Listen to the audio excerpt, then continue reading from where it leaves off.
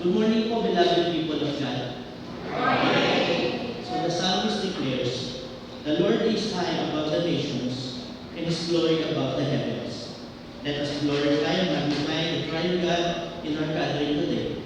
Join me as we make a joyful clap of praise to His glorious presence. So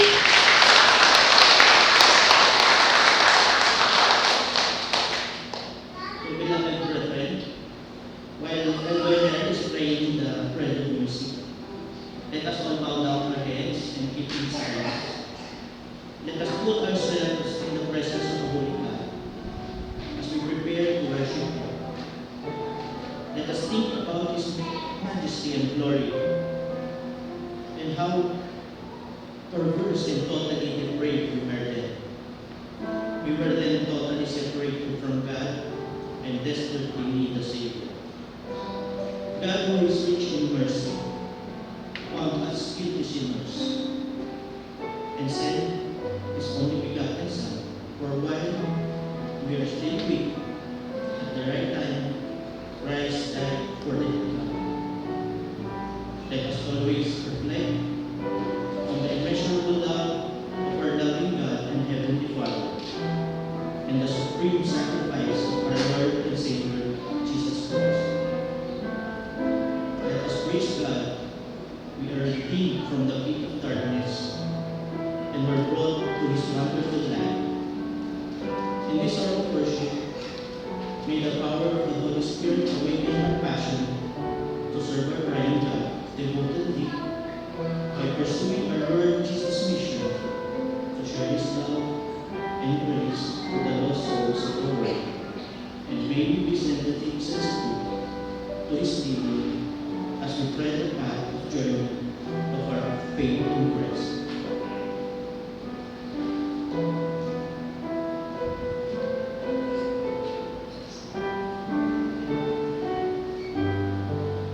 So let us stand and sing our opening hymn.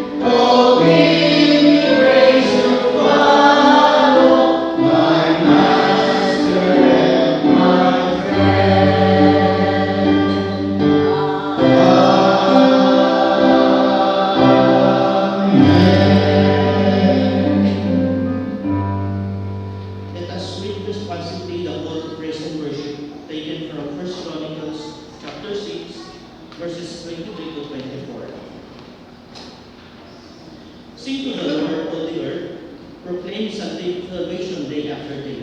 Declare His glory among the nations, His marvelous deeds among the peoples.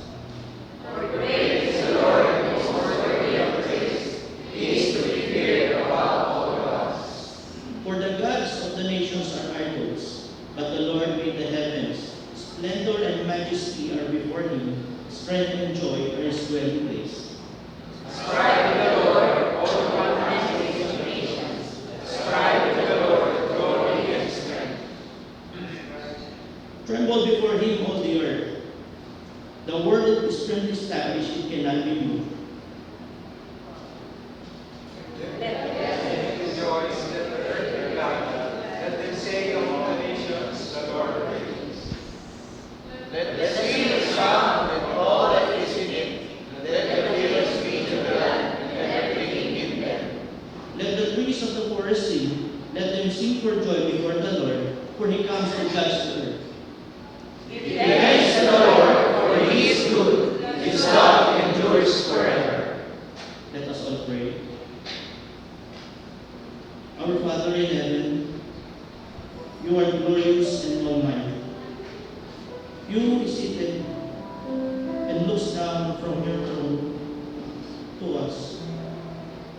So we, your people, your children, your humble servants, we praise you from the rising of the sun and to its setting. We bless your holy name from this time and forevermore, for you are worthy to be praised.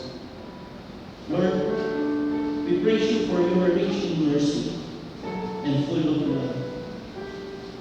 For you raise the poor and the needy from the dust and the ash heap, and place them in fellowship with you. We, Lord, are the poor in spirit and in need of salvation from our sins. We are being reminded in your word that if we confess our sins, you are faithful and just to forgive us and cleanse us from all unrighteousness. So, Father, we confess our sins to you and we ask for your forgiveness. We praise and thank you, God, for giving your only begotten Son, our Lord Jesus. The only way for our salvation is shed his blood on the cross and through faith in him. Panginoon, muli kaming nagpapasalamat at nagpupuri sa iyong mabutihan. Panginoon, na kaya sinusuklay mo ang aming mga pangangailangan. Kaya din, Panginoon, maraming salamat at pinupuri ka namin sa iyong kapatawaran. Dahil niligtas mo ngayon kami sa kapausahan ng aming mga kasalanan. Kaya din, nagpapasalamat kami sa kaligtasan, Panginoon, na ibinigay mo sa amin. At meron po kami pag-asa na mabuhay, Panginoon, na walang hanggan sa piling mo. Kaya din, Panginoon, nagpupuri mo, nagpapasalamat kami dahil sa katapatan mo, Panginoon, sa amin. At ang iyong mga pangako ay iyong tinutupad, Panginoon, at naayon, Panginoon, sa iyong salita at iyong sinasabi. Tunay ka, Panginoon, nakakapag-dapat purihin at sambahin ang iyong mga anak. At Panginoon, may umagay mga namin na binabalik sa iyo lahat ng karangalan at kabalwatinan sa kaming pangalan ng aming Panginoon Jesus. Amen. Mga kapatid, ngayon naman po ay ating basahin ang sagutan, ang katungan sa ating pinanampalataya ng Kristiyano ukol sa banal na hapunan. Ito po ay galing sa araw ng Panginoon at sinipin mula sa Katekismong Heidelberg. Ito po ang tanong. Kung gayon, bakit tinawag ni Kristo ang tinapay na katawan niya at ang saro na dugo niya? O ang bagong tipan sa kanyang dugo, at gayon din naman ginamit ni Pablo ang mga salitang pakikibahagi sa katawan at dugo ni Kristo. Ang mahalagang pinilhan si Kristo sa mga salitang ito. Nais niyang ituro sa atin na kung paano ang tinapay at alak ay nagpapalakas sa ating panlupang katawan, gayon din ang kanyang nabayubay na katawan at nabubong ay na papalusog sa ating kaluluwa para sa buhay na walang hanggan. Subalit, ang lalong mahalaga ay nais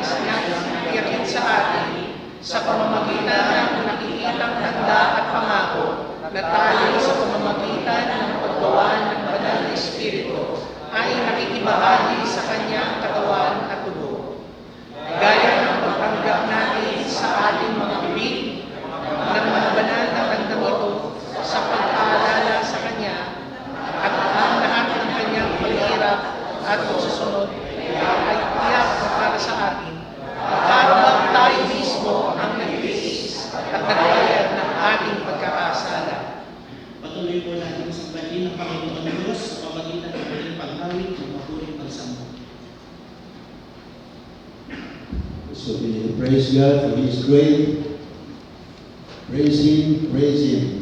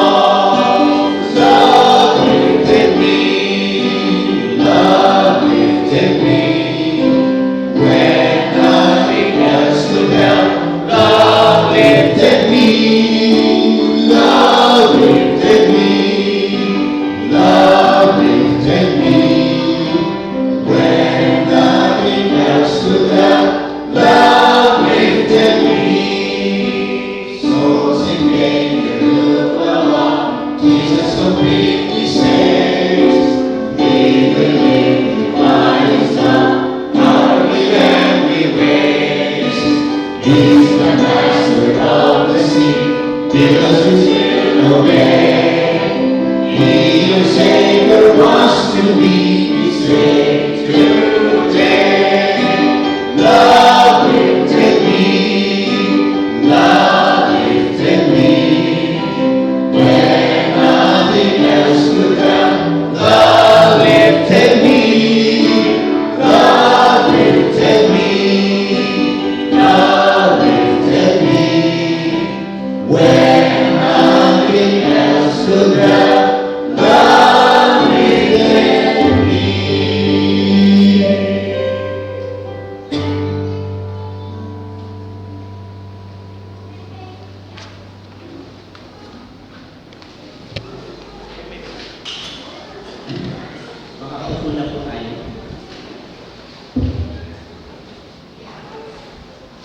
So, dear brothers and sisters, let us now listen attentively to the Word of God to be ministered to us by no less than our dear Pastor Roy Mccann.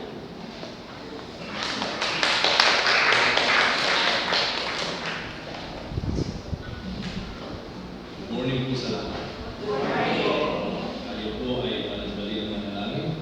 Father, we again ask that your Spirit be upon us so that we may understand your word, not just be able to listen to it, Lord, but let your word really reach our hearts and our minds that we may be able to live according to it. Thank you, Father, in Jesus' name we pray. Amen. Amen. So, ang passage po natin ay magagaling sa Matthew 25, verses 35 to 40. Ito pong passage na ito ay hindi naman ganun kalalim, no? Because this is very practical at hindi natin kailangan na in a sense na maghanap pa ng mga commentaries. Everything, no? When I was reading this, sabi ko, wala na ibang pwedeng i-explain ito, kundi i-explain directly kasi madali lang naman unawain. So, bilang pagbasa, bilang paggaling sa pagbasa, masalita tayo ng lahat tayo ngayon. Basahin natin ang Matthew 25 verses 35 to 40 sa gagamitin ko yung NASB. For I was hungry and you gave me something to eat. I was thirsty and you gave me something to drink.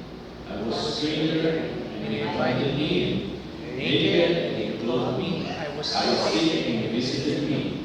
I was in prison and you came to me. Then the righteous will answer, Lord, when did we see you hungry and feed you, or thirsty and give you something to drink? And when did we see you a stranger and invited you, or naked and clothed you? And when did we see you sick or in prison and come to you? And the king will answer and say, Truly I say to you, to the extent that you did it for one of the least of these brothers or sisters of mine, you did it for me. Salamat sa Panginoon sa pagbasa ng kanyang salita. Maaari na po tayo po. Let me begin by a short story. Hindi ko alam kung familiar kayo sa kwento ito ng isang marunong at maawaing hari na nag-aari sa isang malawak na kaharian at mayaman din naman. At siya ay kunwaring pulubi. Parang itong kwento nito yung elementary pa ako. So, medyo may kakandaan na ito. Mahabang panahon na. Sa kwento nito, mahal ng tao ang kanilang hari. Dahil sa kanyang pamumuno may katapatan at kahabagan. Pero gusto pa niya unawain ano ba mga pangangailangan ng aking nasasakupan. Kaya isang araw, hindi siya nagdamit. At tinanggal niya kanyang royal robe at nagpanggap na isang pulubi. At yun, naglibot siya sa kanyang kaharian. At sa kanyang paglilibot, naranasan niyang magutom. At naranasan din niyang mauhaw, malungkot, at syempre matakot na naman. Kumakatot siya sa mga pintuan para makahingi ng tulong. Pero, hindi lahat ng kanyang ginato ay tinulungan siya. Mayroon din naman nagpatuloy sa kanya sa kanilang mga tahanan at higit sa marami ang walang pakialam sa kanya. Hindi siya pinapansin at madalas itinataboy pa. Okay? At matapos ang maraming panahon pagpapanggap, bumalik na ang hari sa kanyang kaharian at naglinis at nagbihis. Binalik niya yung kanyang royal robes at nagpahanda o nag-celebrate siya, nagpahanda siya ng isang malaking pidino, banquet. Inibadahan niya lahat ng nagpakita sa kanya ng kindness bilang isang pulubi. At nagulat ang lahat dahil yung kanilang tinutulungang pulubi, yun pala yung hari nila. At masaya sinabi na ng hari, hindi nyo namalayan, pero yung tinulungan yung pulubi ang mayon. Gayun din naman, sinasaad sa atin ng Panginoon sa Matthew 25, sa ating passage, na kapag pinaglingkuran natin ang mga nagugutom, naguuhaw, may sakit, nakakulong na estranghero, pinaglilingkuran natin ang ating Panginoon. Hindi interesado ang hari doon sa kwento natin, hindi siya had while sitting on the throne. Gusto niya makita kung paano siya itatrato ng kanyang nasasakupan kung siya ay makikita isang hamang na pulubi. Likewise, Jesus often comes to us in this form of the least, and not how we respond to them is how we respond to Him. Alam niyo sa mundo natin, ang madali lamang na hindi pansinin ang mga pangangailangan ng iba. Namumuhay tayo kung saan yung tinatawag na individualism ay glorified. Okay? At ang temptasyon ay ito lamang ang pansin sa ating buhay at comforts. Makikita niyo sa Facebook, lahat nagpo-post, bagong damit, o kung saan sila nagpunta. Ako nag-post last week. Hindi parang hindi. It was the first time I saw my own volcano. First time ko nakita yung my own volcano. So natuwa ako, pinost ko. And may kwento pa nga, pag hindi daw nakikita sa ngayon volcano, kasi daw hindi ka makalit. Buti na lamang, nung nandun ako, meron pa si Mayon. So, may pruweba na. Okay? So, yan makita natin, yun ang itsura ng ating mundo na nagpapakaasa ng mga accomplish, mga meron, at kung saan nagpunta. Kaya minsan din naman pag nakikita kayo, saan na ako nakapunta? Ang pinakamalayo kong napuntahan ay Hong Kong. At ito ay 20 years ago. Nung ako'y nag-training sa isang publication. Okay? So, natatandaan niyo ba yung ating publication? The Reformed Heritage. Wala na. So, matagal na yun, nag-iisa lang yun. Kaya anong tawag mo doon? Collector's item na. Nag-iisang magazine ko na ginawa namin. Okay? Kaming dalawang Pastor Lawrence. Doon nakagawa kami. Anyway, so yun, makita niyo yan, pagpo-post, pero hinahanapan natin, ano naman magtulong sa iba?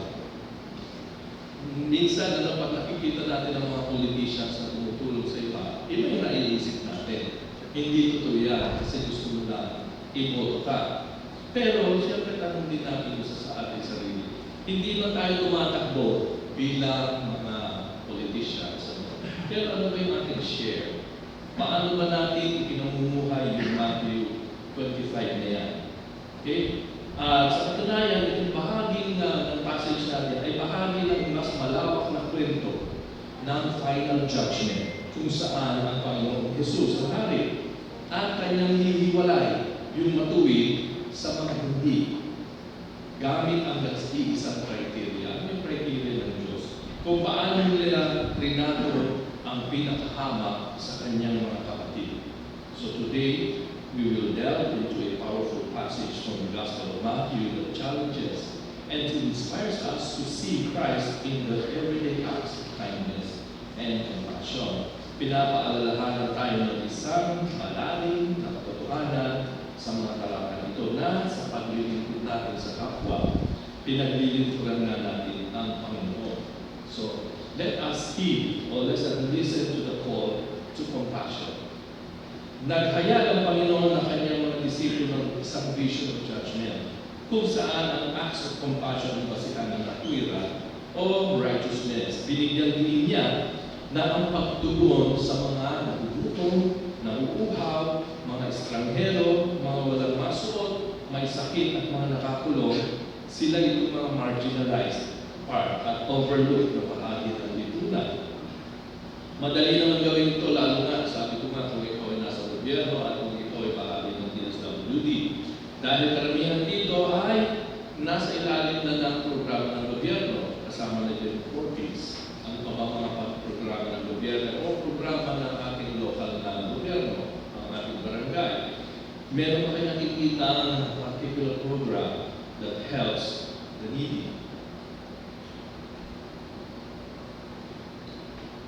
Pero ang mga gawain ito, ang tunay na binibigyan pansin ng Panginoon, hindi yun ang hindi itong mga gawain nito ang binibigyan ng pansin ng Panginoon, kundi yung attitude ng ating puso sa ating pagtulong. Marami sa mga kakandidato na sa anumang posisyon ang nangangakong tutugunan ang mga pangangailangan ito. Pero wala naman talaga ito sa kanila, at least kung sa nakakarami, ang pag-aaruga at compassion na hinahanap ng Panginoon. Sa katunayan na, yung itinutulong nila sa atin, galing din naman sa atin, tax natin yun. Kaya hindi dapat kayo nagmamakaawa kung hihingi kayo ng tulong sa gobyerno. Kasi, tax mo yun.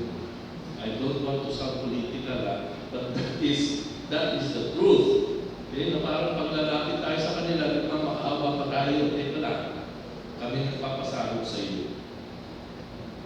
So, ang compassion ay hindi incidental part lamang ng buhay ng Kristiyano, kundi compassion is integral to our life bilang mga Kristiyano. Sa pangungusap na ito ng Panginoon tungkol sa pagpapakain sa gutom at pagbisita sa mga nakakulong, tinuturo ng Panginoon na ang ating pang-araw-araw na kilos para sa kalagayan ng iba ay nagre-reflect kung ano o nagpapatunay kung ano ang estado natin sa ating relasyon sa Diyos. Ang hamon sa atin ay makita ang mga pagtulong na ito, hindi lamang duties, kundi expression ito ng ating pagmamahal sa Panginoon. Just because we love Jesus, we will do this. Maalala natin na ito rin ang pagtawag ni Propeta Amos, kung sabi ni Amos 6:8. He has told you, mortal one, what is good, and what does the Lord require of you, but to do justice, to love kindness, and to walk humbly with your God. Dito binigyan sa lumang tipan na ang pagkilos ng may katarungan at pag-ibig sa kahabagan ay isang core requirement sa ating relationship with God as we walk with the Lord. Maririnig din natin ang tinig ni Santiago na nagpapahayag na James 2 verse 14, what use is it, my brother and sisters, if someone says he has faith, but he has no works? Can that faith save him? If a brother or sister is without clothing and in need of daily food, and one of you says to them, go in peace, be warmed and be filled, yet you do not give them what is necessary for their body, what use is that? In the same way, faith also, if it has no work, is dead, being by itself. So pinapahayag ni Santiago na ang tunay na mananampalataya ay nagpapahayag ng compassion at service. Kaya nga para sa atin, ang compassion ay hindi optional lamang, ang kahabagan.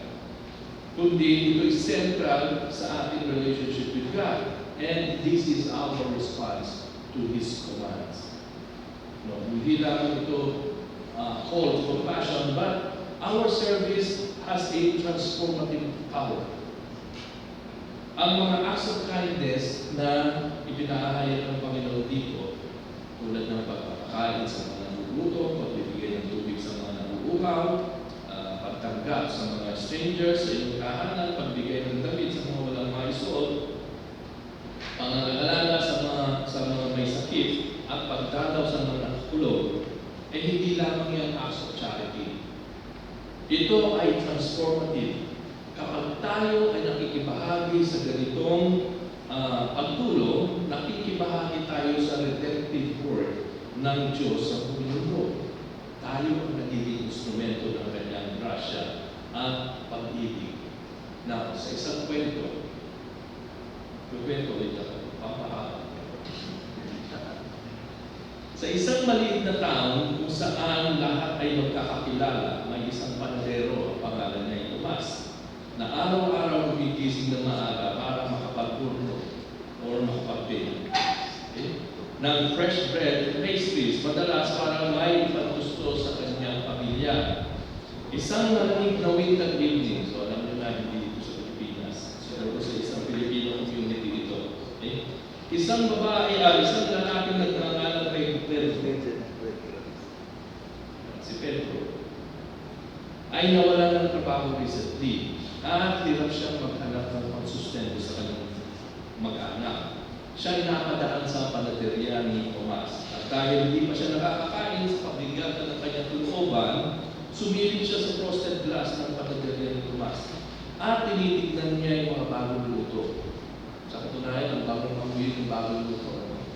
At ang katambal niya, naiisip mo, habang inaamoy-amoy mo yung tinapay, naiisip mo yung kape. Diba? Kaya nagulungan na, nagutom ba kayo? Dito pa kayo pakain. So dahil napansin ni Tomas yung itsura, yung mukha ni Pedro, na nakadama siya ng pagkaaba. So binalot niya ang ilang tinapay at lumabas na dako ni Pedro at tinupot ito ng may ngiti ng pag-aaruga at sinabing, nawa makatulong ito sa iyo sa gabing ito. Hindi makapagsalita si Pedro sa hindi niya inaasahang kindness ni Tomas at hindi napigil ang kanyang pagpapasalamat at umuwi parang natanggalan ng tinig at nagbigay ng bagong lakas ng loob. Nang gabi rin iyon, ibinahagi ni Pedro ang mga pagkain ito sa kanyang pamilya sa isang simpleng pagkain. Pero hindi lang ito simpleng nourishment para sa kanila, kundi isang malalim na simbolo ng pag-asa at kahabagan. Ilang linggo nakalipas, nakapasok na sa bagong trabaho si Pedro dahil sa inspirasyon binigay ni Tomas, nagsimula rin siya mag-volunteer sa local soup kitchen. Tinutulungan niya ang mga taong nag-struggle tulad ng kanyang naranasan. Ang kanyang act of service ay isang paraan, tawag ito, paying it forward. Okay? Pagbalik sa kindness na kanyang natanggap. So yung impact ng simpleng pagbibigay ni Tomas ng pagkain ay nagbigay hindi lamang ng immediate relief kay Pedro, pero kundi inspirasyon para ibahagi rin ni Pedro yung parehong compassion na tanggap niya sa iba. So itong simpleng kindness ni Tomas ay nakakontribute sa cycle of service and transformation sa kanyang komunidad. So ito marami na hindi na masyadong popular sa mundo. No? In fact, when you do this, you will be tagged as communist.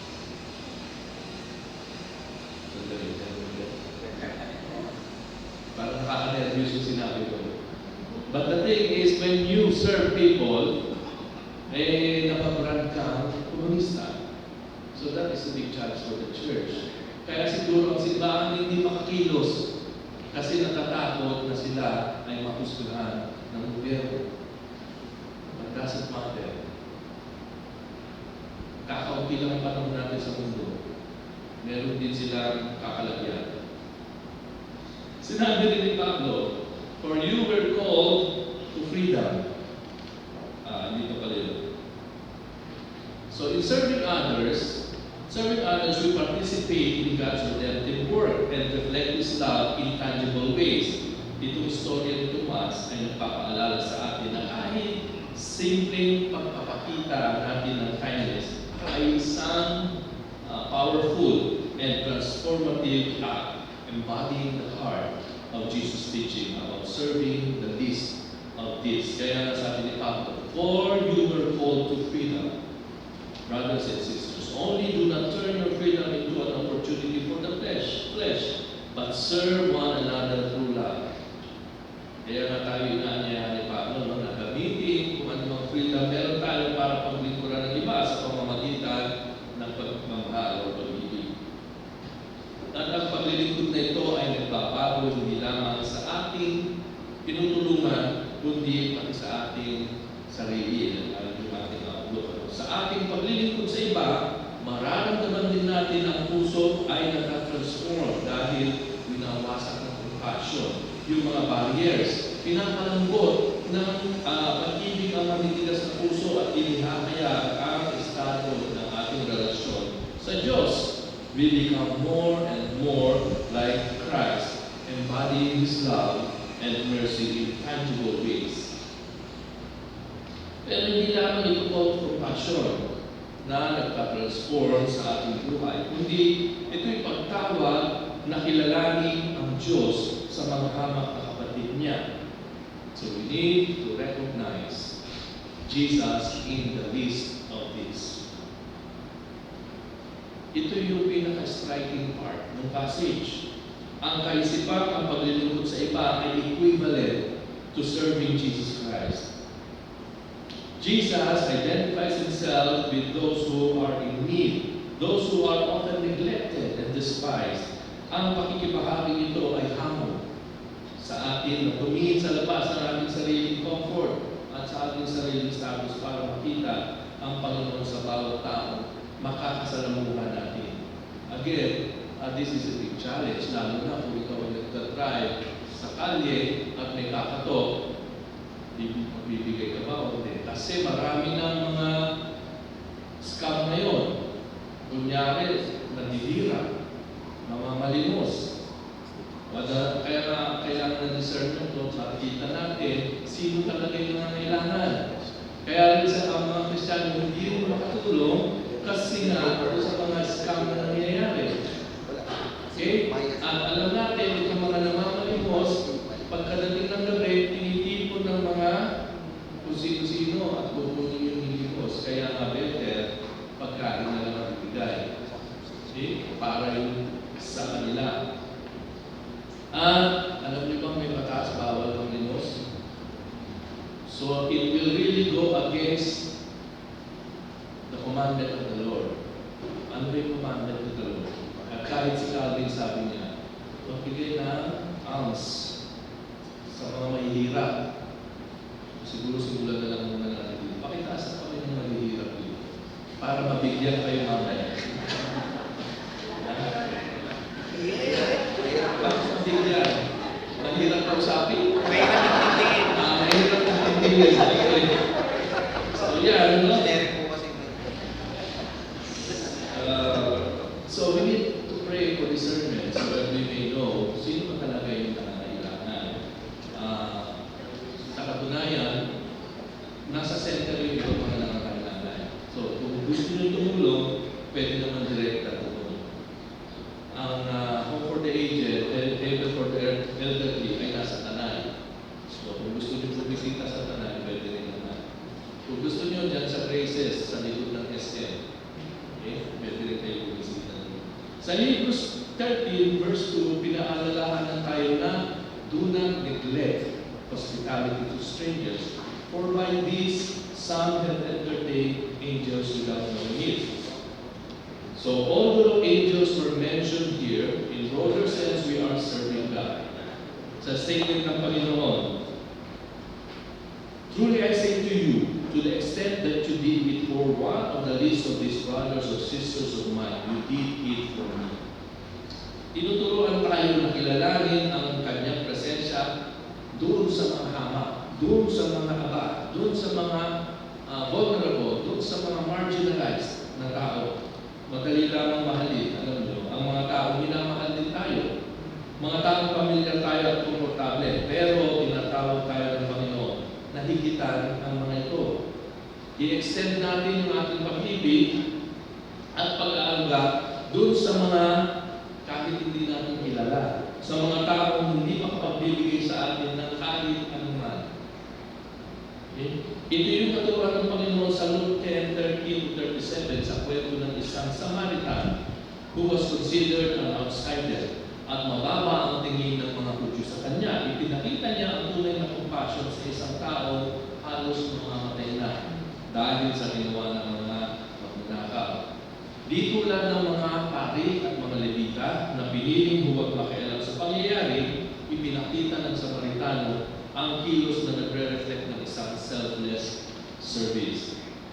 So, nung tulungan niya ang sugatang lalaki, binendahan niya ang sugat at dinala sa isang inn, binayaran ang nagmamaning sa kanyang paggaling.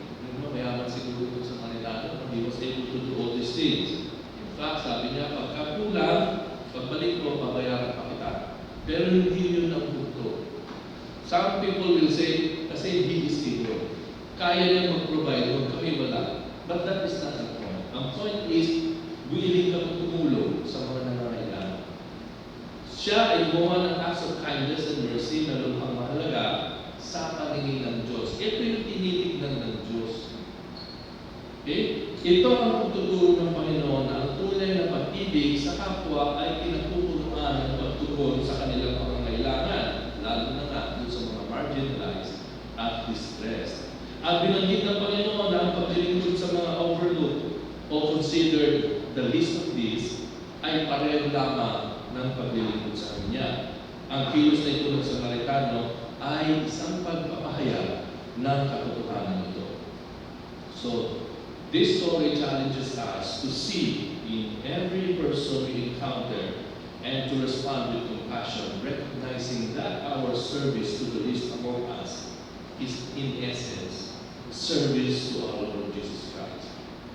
Now we are looking for how can we do this? Ano yung practical application nito? So we ask, paano natin maipamumuhay ang katuruan nito sa mga araw-araw nating pagkilos? Let me suggest some. Okay. Una, then we can identify and engage with needs in your community, either as an individual or as a church. Yung binabanggit ko kanina. Pwede natin gamitin ang ating panahon sa pagsali sa mga local organizations o kung ano man yung programa ng ating barangay para maglingkod sa mga nangangailangan. Kung mayroon sa ating komunidad o ng mga neighborhood initiatives or kayo mismo, ang simbahan mismo ang mag-organize, kung ano man ang pangangailangan pwede ninyong matugunan. Ikalawa, again, yung practical help. Ano yan?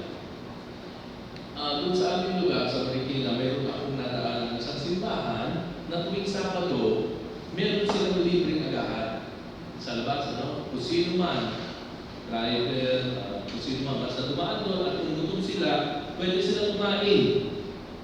Hindi ko lang alam kung tuloy-tuloy ko kasi hindi ko na nakikita. Baka nabusan ng konti. But the thing is, ito yung practical help na pwede nilang ibigay. Sa palagay na dito kaya ay maraming pwedeng ganyan na nagugutom dyan sa labas na pwede ninyong mabigyan ng pagkain kahit isang araw lang. Kasi hindi naman hinihiling sa atin na everyday pakainin mo sila. Okay? Hindi ko na malaman kung nagpapatuloy sila. Pwede, pero pwede rin naman mamulekta at mag-donate na lang sa huwag na lang mag-donate. Kayo na lang mag-umawa. Kasi totoo naman, ano, biglang pumapasok sa ating isipan, saan ba pupunta kung dinonate natin? Ito ba'y makakarating doon sa dapat puntahan?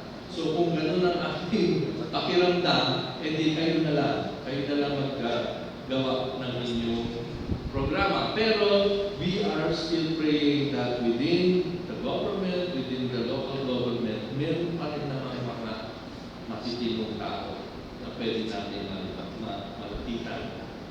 Then of course, pasensya na po, meron na dito nagtatrabaho sa local government o sa barangay, pasensya na po. But I'm challenging you, if you're working in the barangay, pakita nyo yung magiging Kristiyano, huwag kayong mahawak sa inyo.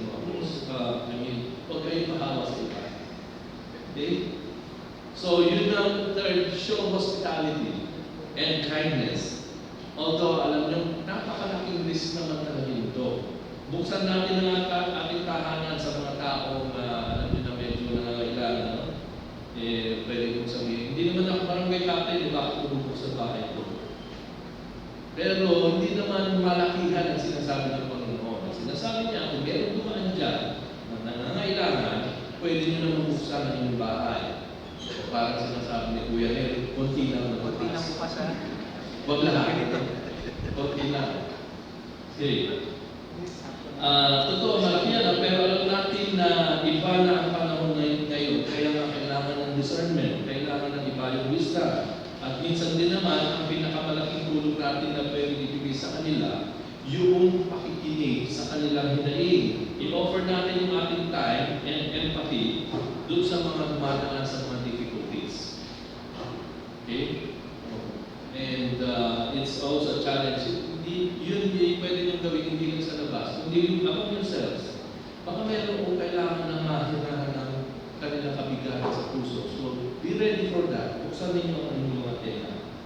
And then yung advocating for awareness, to raise awareness, speak up for the marginalized. Gamitin natin yung ating boses bilang simbahan para tulungan ang mga oppressed. Ang problema lang dito, magiging radical daw ang simbahan. When you represent the oppressed. Pero ito yung ginawa ni Jesus.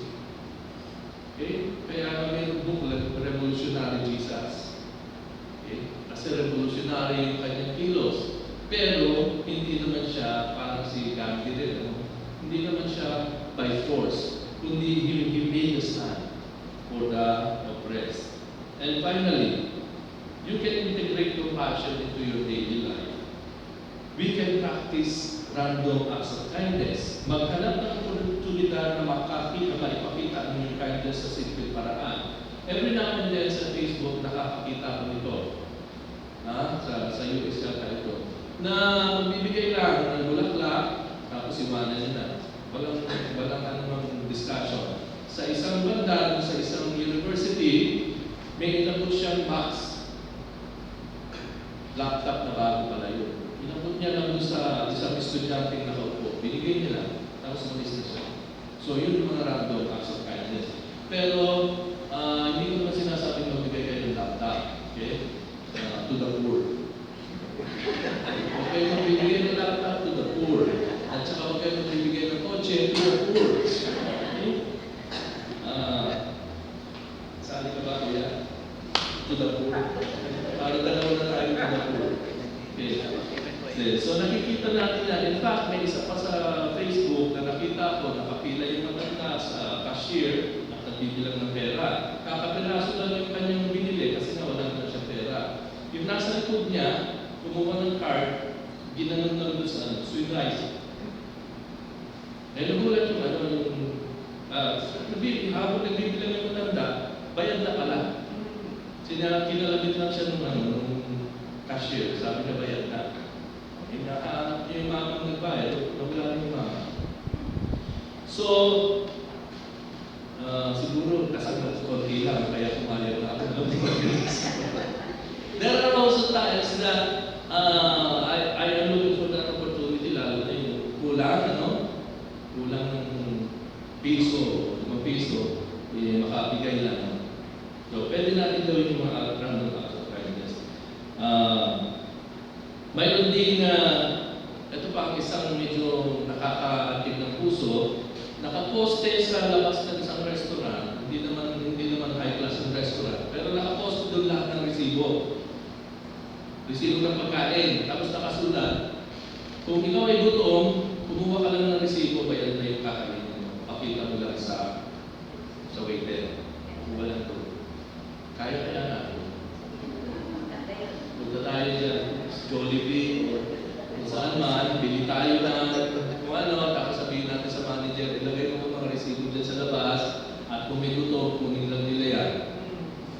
Ay, parang maganda sa ating gawin, kaya lang mayroon pang laman yung bulsa natin. Yun lang ang problema. So, be mindful of others, whether co-workers, whether other person that struggles sa personal issues o kapitbahay na may pangangailangan, especially sabi ni Pablo. So then, while we have opportunity, let's do good to all people, and especially to those who are of the household of faith. And ito pala yung last thing. Ito pala isa. Cultivate the spirit of generosity. According to the generosity of your heart, contribute to support the needy. Magsimula, syempre, kung anong kaya mo, then you can challenge yourself to give sacrificially. So as we end, our Lord Jesus in Matthew 35 to 40 redefines what it means to follow Him. Tinatawagan niya tayo na makita siya sa mga hamak at aba. At unawain ang bawat act of kindness na gagawin natin sa mga nangangailangan ay isang act of service para sa Kanya. So we need to heed the call to compassion. We need to embody the transformative power of service, purposefully recognize Jesus in the least of these, and make it happen through practical applications. At sa ating pag-alis sa lugar na ito, dadalhin natin ang vision na ito, kaya nga kailangan natin buksan ang ating mga mata upang makita ang Panginoon sa bawat isang makasalumuhan natin ng mga kailangan at paglingkuran sila ng compassion.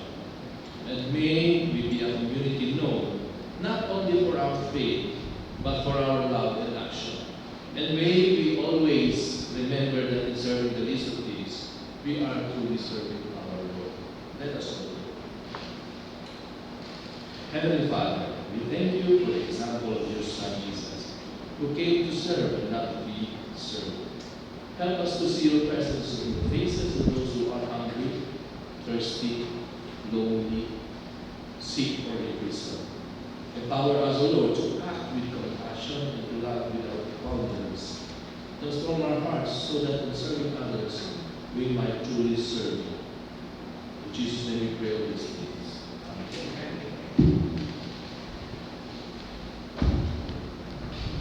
Amen. Let us all stand as we sing the stand song. May this be a challenge to the warm.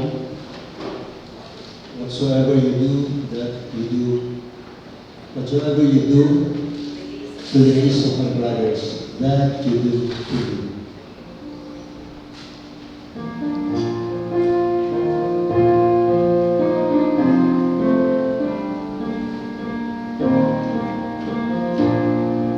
Whatsoever you do to the least of my brothers, that you do unto me.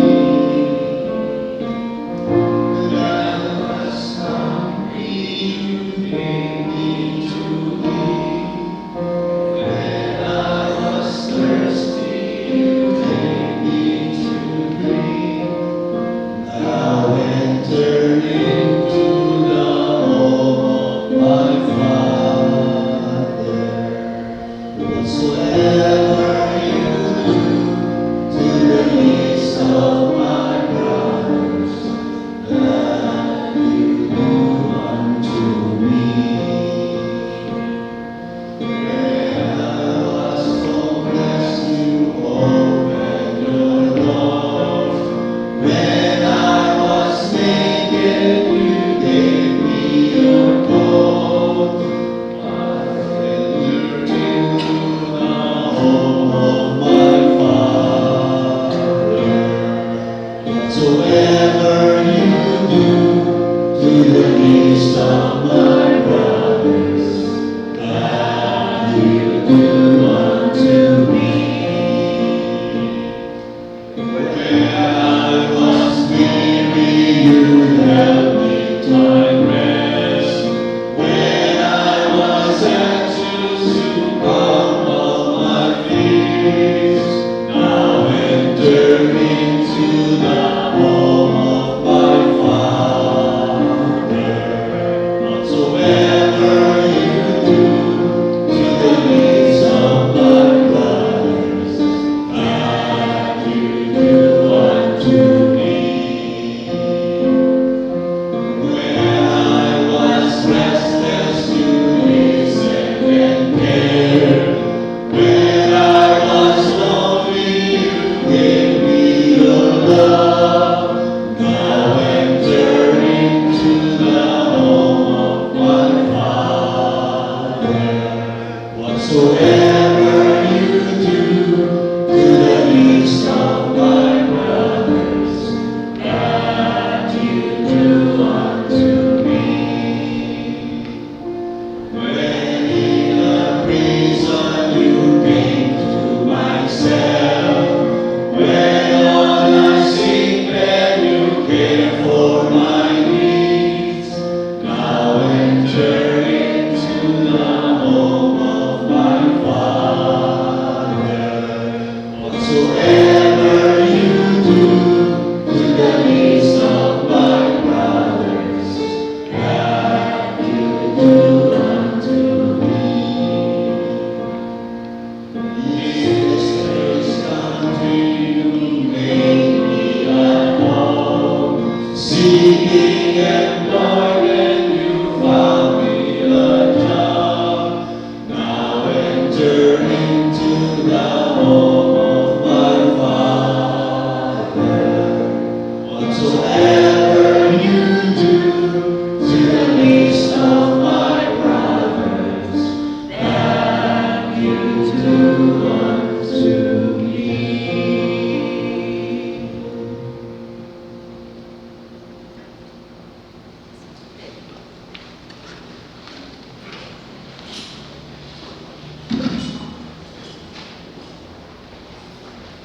Dear brothers and sisters, time for us to respond gratefully to the goodness of our loving God.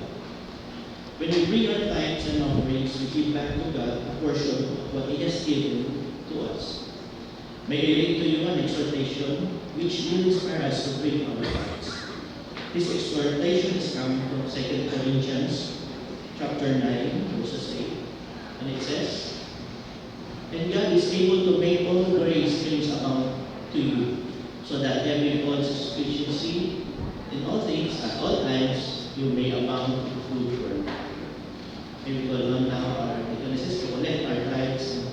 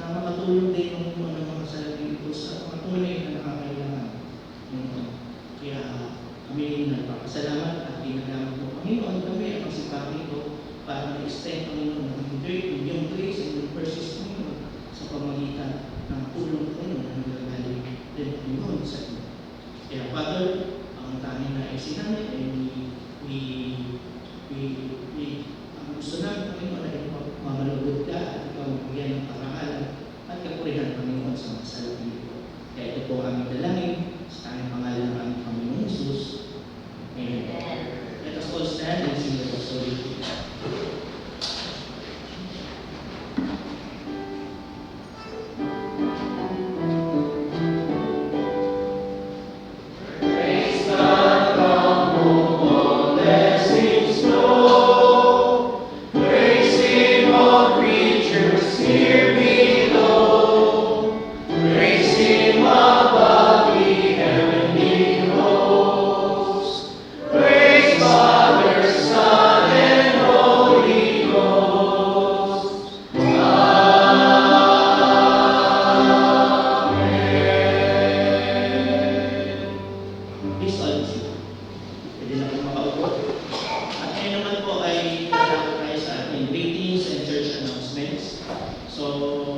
welcome to our visitors and guests and to all our online worshipers. Join us again next Sunday or Sundays thereafter for our worship services. At ngayon naman po, i-welcome din po natin si Brother Stephen Rivero, si Jay, nakita po niya from Barako. Welcome, Jay. Pamangkin ko po yun. Okay, so ngayon naman po, nagkakaroon naman tayo sa greetings of our birthday celebrators from September 22 to 28 of this coming week. On September 24, ang dami po sila. September 24, si Angelica Joy Escosio. On September 24, si Stephen and Rivero. Tapos, on September 24, nakita sila, Genesis Monica. On September 25, Elder Arsenio, Joe on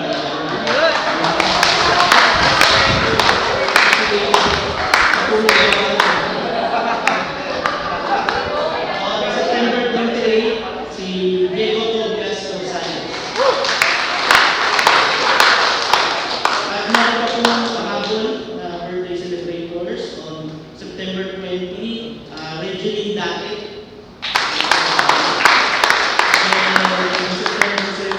September 17, Ethan Daquet. Sa atin naman po, wedding anniversary celebrators, si Brother Reggie at Geraldine Bago.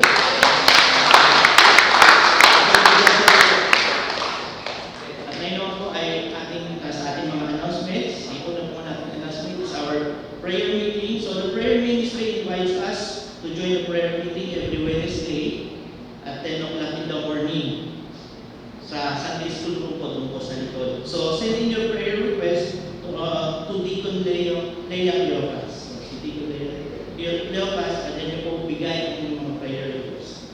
And another pong announcement is our Reformation Day celebration. So ang ating Reformation Day celebration, gaganapin po ito Sunday, no? Sunday, October 27, 2024, next month. Tapos gaganapin po yan sa Neapolitan Brittany Function Hall. So malapit lang po yan. Sa likod lang po ng SM. Yung meron po makikita na sa likod lang po ng SM. Diyan po yung Neapolitan Brittany Function Hall. So sa mga atin po, makipag-register ako mag-coordinate po kayo dito yung Josie para ma-arrange po natin yung transportation nila at ma-schedule po kung ano yung schedule ninyo ng pag-alis dito sa church. So wala po tayong take note po, sa October 27 wala po tayong Sunday service dito. At doon po natin gaganapin ang ating Sunday service kasama mga ibang church sa ating churches. So makipag-register po kay dito Josie Escobar. So meron din po tayong mga commemorative na t-shirts. So kung kailangan nyo po order, ito po yung mga sizes and yung prices niya. So sa extra small, medium, large, at XL ay 170. Sa 2XL and 5XL, 210. So yun po yung t-shirt natin. Makipag-coordinate din po tayo kay Deacon Joseph Escobar. Then, dahil nga po wala tayong service dito, ang program po doon sa Brittany ay 9 to 3, so kailangan po natin magbago ng branch. So, take note din po na Sunday na yun, magdadala at magbabago tayo ng ating mga lunch. And, another po na announcement ay meron daw pong choir practice on October 6 sa Sunday School Room. Nung Reformation Day, choir practice on 3 p.m. sa Sunday School Room. At yung praise and worship team practice 3 p.m. Ngayon po kayo. Wala. So yun lang po. So meron din po panawagan para sa mga Sunday School teachers na kailangan po ng Sunday School teachers sa araw din po ng ating Reformation Sunday. So makipag-coordinate na lang po tayo sa ating children ministry. So, wala na po tayong announcement, kaya tayo po ay lang tumayo. Ang nakabago po si Pastor Roy, who are close po si prayer to the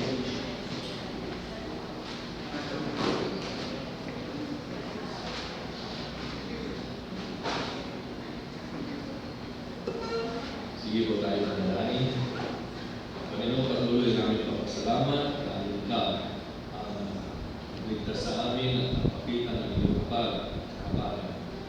Nawa, Lord, ang iyong pag-ibig at compassion and mercy ay umapaw sa amin so that we may share them to those who are in need. Because as you said,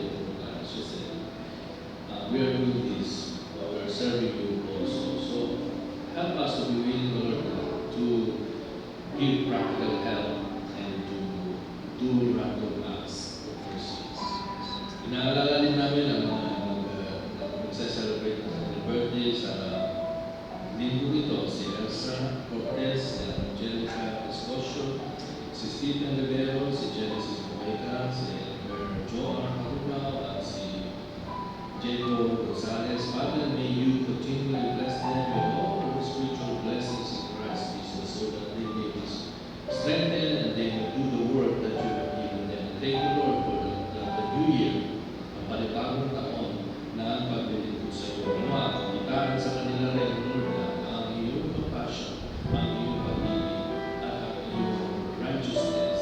So na ang tao ay makilala ka at makita ang iyong pag-ibig sa pamamagitan nila. Nagpapasalamat din kami, Panginoon, sa celebration ng anniversary nila, Regine at Geraldine Barros. Patuloy mo silang inangkat, patuloy mo pag-aratin ang kanilang pag-ibig, at nawa, biyayaan mo sila patuloy na iyong karandahan mo at ng iyong kalakasan so that they may continue to serve you with all their hearts and all their minds and all their soul. At naalala na si Regeline Paget at si Ethan Ryan sa kanilang kaaraw din. May you also bless hindi lang yung work of their hands but also their lives so that they may shine as a light for the people around us. And also, I pray, Lord, for the church na patuloy na maihayag ang iyong salita at maipagpatuloy na maipakita sa fellowship, sa pagmamahalan at sa pagsamba na ikaw ang tunay na Diyos at ikaw ang tunay na dapat natin nagsisimula. At pagsalamat din kami sa pagdating ni Stephen Rivero. May you also welcome him sa iyong piling at maging bahagi ng simbahan sa glory may be preached to all the people. And I pray, Lord God, for all the leaders and members of this church, that your grace be upon them all, that you will strengthen them so that they will do the work that you have given them. And that, remember also the leaders na maipakita nila ang tunay na pagmodelo ng kanilang buhay at ng kanilang gawa sa mga miyembro ng simbahan. Now receive the benediction of the Lord. The Lord bless you and keep you. The Lord make his face to shine upon you and be gracious to you. The Lord turn his face toward you and give you peace. In the name of the Father, the Son, and the Holy Spirit. Amen.